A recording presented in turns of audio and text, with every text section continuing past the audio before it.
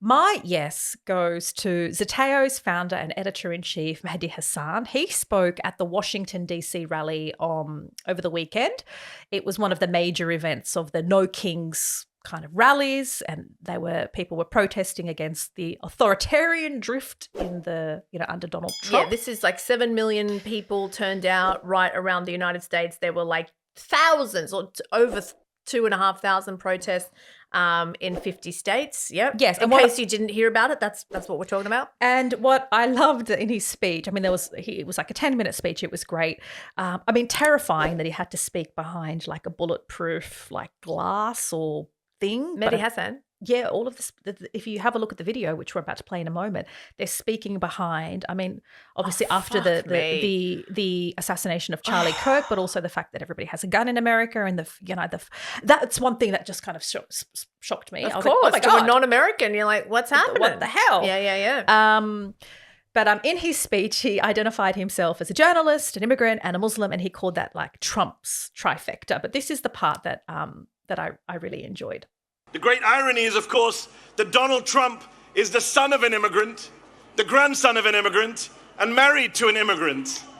In fact, 2 of his 3 wives were immigrants, proving yet again that immigrants will do the jobs that even Americans are not willing to do. It's just the best. It's just the best. No, that's not a bad joke. It's great. Yeah. And what I love about, I love seeing a journalist there. I love seeing a journalist at these No Kings rallies, because a creeping authoritarianism is also affects the press. We've talked about that tension between activist journalists going to protests.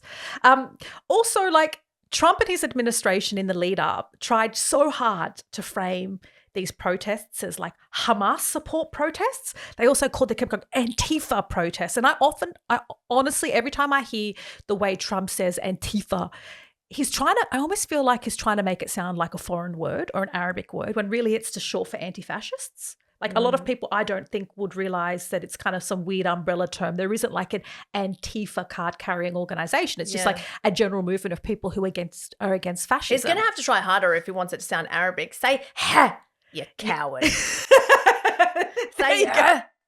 That's it. Say it. Cough. Yeah. Yeah. But yeah, he's funny and frank and fearless. I love Mehdi Hassan. And also the fact that he just described the president of the US as the whiny authoritarian man-child. Bro, did you see the video that Trump put out about this? Have you seen it? That's a genuine question. You've seen it? And my jaw dropped when you sent it to me. It was this AI video.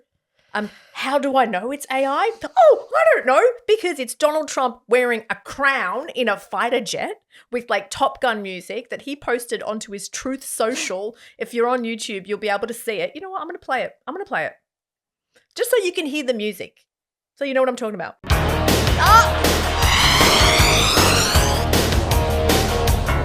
Got the crown on. He's got a crown on. He looks very orange, which is weird. And it's literally like this fighter jet that is dumping shit. Like it looks like shit. It's just dumping tons and tons of what looks like excrement onto the protesters at the No Kings protest. And it's just clearly entirely AI and fucking wild. What was the caption? There's no caption. There was no what else do you need to say when you post something like that? Like, what the fuck caption is going to, like, do any heavy lifting for a video like that? And, like, putting a crown on? Oh, just everything. Like, these are 7 million of your own people taken to the street, and you're shitting on them. Like, I don't want to say literally, but it's almost like as close to literally. It's like, that's what the imagery was in this thing. Just completely wild. Anyway, there you go.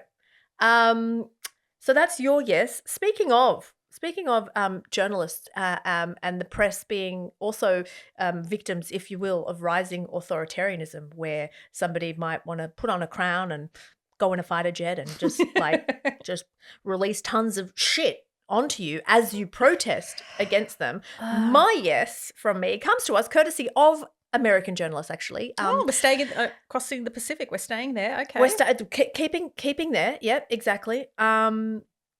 specifically the journalists who worked at the past tense, worked at the Pentagon. Because if you have not heard the story, the Trump administration brought in a whole bunch of new kind of rules and regulations and restrictions on what you can report and what your level of access is into the Pentagon. And they basically said, we're bringing in this new thing. You have to either sign on or you get your passes revoked, basically. And all of the journalists, almost unanimously. What were some of the stipulations or caveats of what you had to sign? So this came down from the Defense Secretary, Pete Hegseth. Basically, he's like, you can't report on matters that are not like approved for reporting on, right? That's not like he's going to, sit there and edit your copy, but there are certain matters that he can decide whether or not they're approved for reporting. The journalists were worried that you wouldn't be able to ask a source for information that you haven't been explicitly authorized to discuss. Like that's one of the ways they were worried it was going to, because that's how you get stories, right? Like you speak to sources off the record, you build those relationships like we were talking about before. There was restrictions in the movement around the Pentagon. There were certain places where under these new restrictions, you might have to be escorted. So, they just felt like they were surveilled, basically. They had to do like renewal of passes. So every few months. And then I think it was like, don't quote me on this, but like every 6 months or maybe every year, but there was like a stricter policy that came into place. So like if you report too much or too closely, you're likely to not get renewed. So nearly all US outlets, including to some people's surprise, Fox News and Newsmax. Yeah, the ones that love Trump. Yeah. They refused to sign it. And there were 15 reporters that signed the press pledge. They were mainly pro-Trump, foreign or small independent outlets. That's according to the Washington Post, who saw the names of the 15 reporters that did sign it. And there was a little cameo, a little appearance and then a disappearing act by one particular outlet that said, you know what, we're up for this. Yes, it was the Australian. It'd kill me for saying this. I'm going to see your eyes widen. In their defense, which is really not much of a defense, but they did retract. So I think there was one journo who signed up to it, and then somebody brought it to the Australians' attention that was like, did you guys sign up to this? I think it was another member of the press. And then they were like, no, they backflipped. Do you know what I mean? That's why it was like a quick on-stage appearance. Yeah, right. quick celeb appearance, and then, Fair enough. And then they're like, no, actually, we can't sign on to this. So they have not signed on to those rules and regulations. But there was that really great imagery, I don't know if you want to call it great, but of all of the reporters, like dozens of them, just with their shit, boxes. I like how it was like framed as a walking out. Yeah. They didn't they didn't sign, but then their passes, they couldn't get in, so they had to walk out. Well, yeah, right, and here they are. I just want to, we're just playing it for you. Like, they're all there with their lanyards and their boxes, and lots of them appear to be carrying some kind of like cardboard pieces. Weird, I don't know, but they're all like just walking out of their workplace. Yeah, it's pretty powerful imagery. Yeah. Also, that the power in numbers, going back to something Mehdi Hassan said, is that there is one thing that we can do.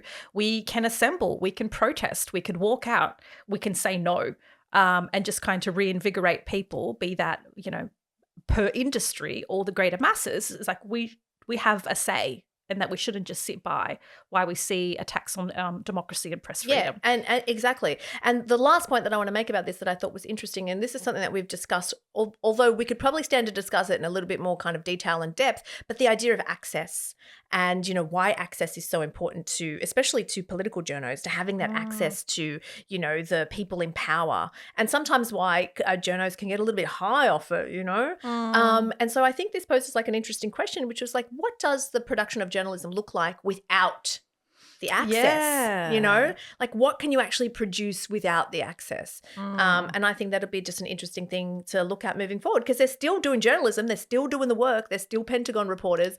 They're just, I dare say they do it with more criticism now, maybe with it at an arm's length. Because I just very quickly, I did have a moment when we were doing the Albanese story, or like the fact that his data was leaked and that he's trying to push through a whole bunch of kind of digital ID stuff, and we questioned whether if he can't keep his own data secure online, can he keep our data secure online. And when we were engaging with the PM's office and they, didn't provide a comment and initially asked if we could hold the story, which we didn't, we proceeded. And I thought, oh, they're not going to like us very much. The PM's office aren't going to like us very much. And then I was like, and I had to catch myself and I'm like, nor should they. Right. Nor should they. Right. Like, it is not my job to be liked by the Prime Minister's press person. Yes. That is not my job. I know, but I'll push back on that just slightly and say that, like, when you have a round, like a health reporter is expected to build relationships, and as is a political reporter. And so it just becomes a constant state of management. I think it's eternal vigilance. That's fair.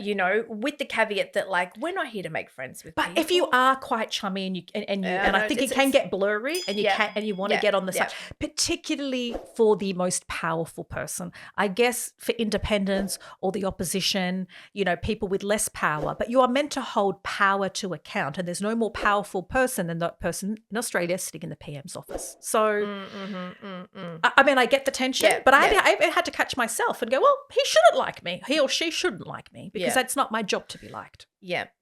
Okay, good. That's a good way of thinking.